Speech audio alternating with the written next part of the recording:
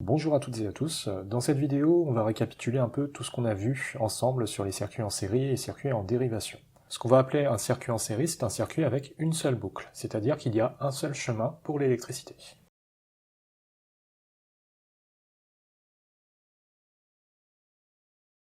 Donc là, j'espère que vous voyez bien qu'il y a bien une seule boucle, un seul chemin pour l'électricité. Et donc l'inconvénient de ce genre de circuit, c'est que si jamais il y a un souci au niveau d'un des dipôles, tout le circuit va s'arrêter de fonctionner.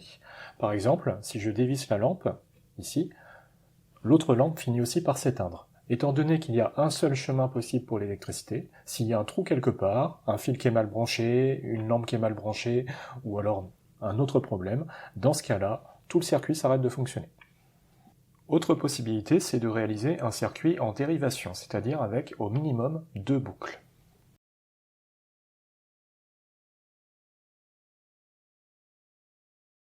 Donc là, vous voyez, j'ai déjà une première boucle avec le générateur et la première lampe.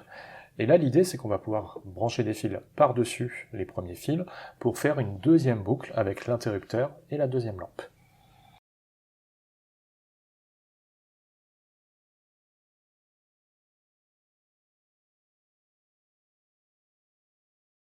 Ce qui est bien avec les circuits en dérivation, c'est qu'en fait, chaque boucle est totalement indépendante. Donc par exemple, avec l'interrupteur, je peux contrôler la deuxième lampe, puisque l'interrupteur est situé dans la même boucle que la deuxième lampe.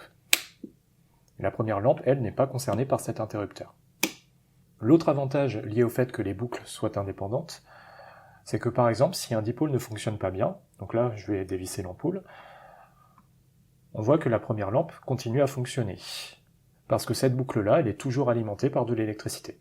Par contre, la deuxième boucle, pour le coup, n'est pas alimentée par de l'électricité.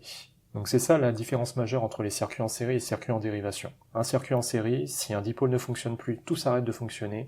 Un circuit en dérivation, si l'un des dipôles s'arrête de fonctionner, les autres peuvent toujours fonctionner tant que leur boucle est bien fermée. Si on revient rapidement sur les circuits en série, donc dans le cas où on a un appareil qui ne fonctionne pas et qui empêche tout le circuit de fonctionner, il reste quand même une solution pour faire en sorte que le circuit se remette à fonctionner, c'est court-circuiter l'appareil qui ne fonctionne plus. Court-circuiter un appareil, ça veut dire qu'il faut relier ses bornes. En gros, on va contourner le dipôle qui ne fonctionne plus. Dans ce cas-là, l'électricité en fait passe bien par cette lampe-là, et là, au lieu de passer par cette lampe qui a un souci, puisque je l'ai dévissée, ça va passer par ce fil-là.